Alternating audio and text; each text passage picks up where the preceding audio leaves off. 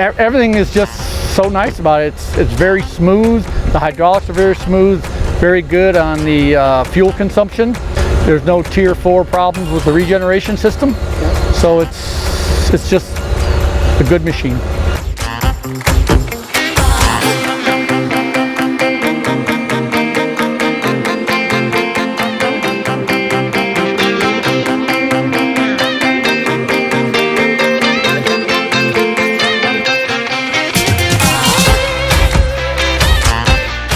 You know, the durability, the speed, the control, and overall everything about the machine I recommend, and I love running them. I have run other few brands out there, and they don't stack up to what Komatsu does.